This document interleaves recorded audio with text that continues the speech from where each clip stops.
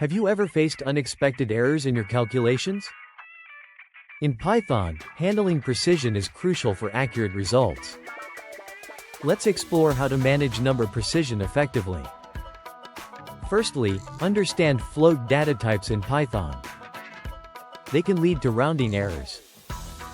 Use the decimal module for better precision.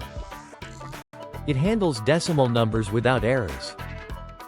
Import it with backquote from decimal import decimal backquote. Then use it for precise calculations.